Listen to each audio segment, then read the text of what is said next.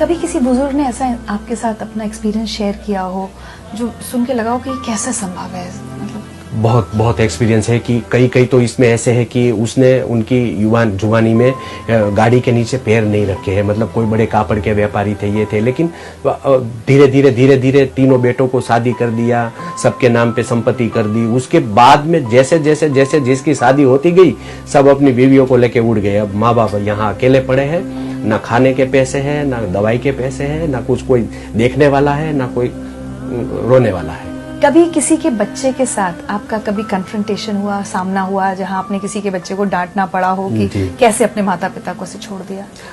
मैंने जब ये टिफिन सेवा शुरू की तो मुझे ऐसा एक ख्याल आया था कि मैं क्यों ना इन लोगों के बेटे को मिलूं और सारी बातें समझाऊं। तो एक दो लोगों को मैंने फोन किया था कि भाई ऐसी ऐसी हालत है, अगर आप अपने माँ बाप का मुझे खाली पैसा दे रहे हैं जो मैं सेवा कर रहा हूँ, मैं ये नहीं बोल रहा आप आके इधर साथ में रहो, उनको खाना दो, जो मैं दे रहा हूँ वो अगर आप मुझे उनका पैसा देंगे तो मैं जो जिसका कोई नहीं है उसका कर पाऊंगा। तो उन लोगों की बात सुनी, उन लोगों का जब मैंने फोन पे टोन सुना तो मुझे वो बोल रहे हैं कि शायद मैंने आपको फोन किया था कि मेरे माँ बाप को आप टिफिन दो, या मैंने लेटर लिखा था कि आपको कि मेरे माँ बाप को टिफिन दो, मैं नहीं दे रहा हूँ, तू भी मत दे। तो ये बातें सुनने के बाद मुझे ऐसा लगा कि मेरा ट्रैक जो है वो सिर्फ सेवा करना है, मुझे किसी को समझाना नहीं है। मेरे जो ईश्वर ने मुझे जिम्मेदारी दी है कि जो भूखे हैं उन तक पहुंच, तो मुझे वो पहुंचना है। इन लोगों को अगर मैं थोड़ा बहुत सिखा भी दिया तो 2-3 महीना चलेगा, उसके बाद में फिर वो माँ बाप भूखे ही है, तो क्यों ना मैं ही पहुंच जाऊं उनका बेटा बनके।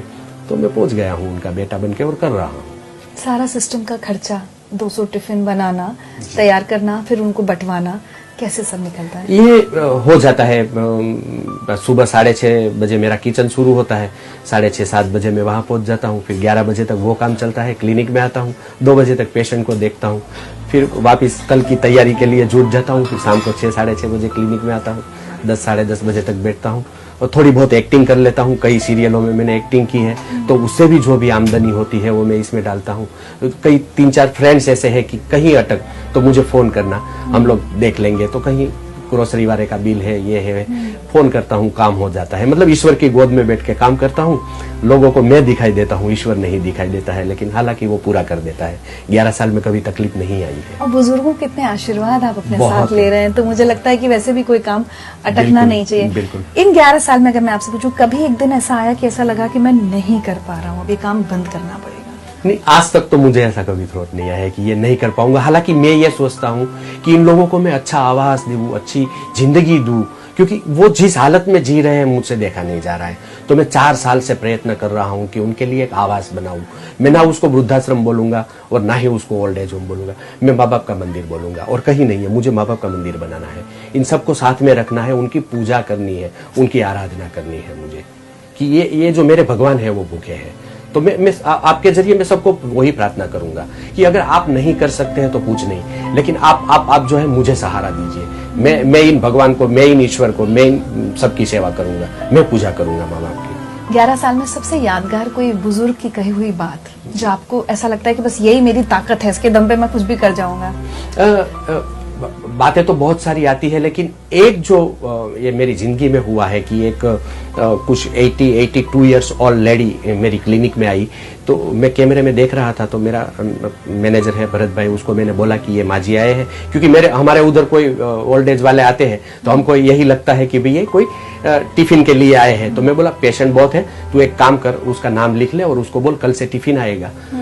तो वो माँ जी ने मतलब ऐसा भरत भाई को धक्का देके अंदर आई क्लिनिक में और बोली मैं कुछ लेने नहीं, मैं कुछ देने आई हूँ। हालांकि उसको देखा मैंने कि मतलब बहुत सारी पुअर जैसे, मतलब वो लकड़ी भी उसके हाथ में थी, तो वो पेड़ की कटी हुई डाली थी और साड़ी भी कुछ मुझे नहीं दिखाई दे रही थी। उसने यहाँ आके कुछ कपड़े में कुछ बांधा था, तो वो मेरे टेबल पे उसने खोल के रख दिया कि ये सारा जो है तेरे टिफिन सेवा में यूज कर लेना। उसमें 10 पैसा भी था, 5 पैसा था, 2 पैसा था, 25 पैसा था। तो ये देख के मुझे ऐसा लगा कि ये जो है उसने कई सालों से ये मूड़ी जमा करके रखी थी, और ये सारी जो मरण मूड़ी है मैं कुछ नहीं कर रहा हूँ, उसने जो दिया है ना, मैं ये 11 साल से कुछ नहीं कर पाया। उसने जो मुझे पूरी अपनी जिंदगी दे दी, वो अपनी पूरी मरण मूड़ी दे दी है। तो मैं ये सोचता हूँ कि अगर इसके पास कुछ नहीं है, खाने को कुछ नहीं है, पहनने को कुछ नहीं है, वो अपने जो भी बचाए जो हैं भी इतने पूरी सालों में जीवन की पैसा, जमा पूंजी। वो सब मुझे देने आई है। भगवान ने बहुत कुछ दिया है लोगों को, उसमें से 1 रुपया खर्च ही नहीं कर सकते उसने। और जब भी मुझे कुछ प्रॉब्लम आती है या मैं कुछ सोच में पड़ जाता हूँ, मैं वो पोटली के दर्शन कर लेता हूँ। मुझे इतनी ऊर्जा मिलती है वो काम से कि बस मैं दौड़ने लगूं बस।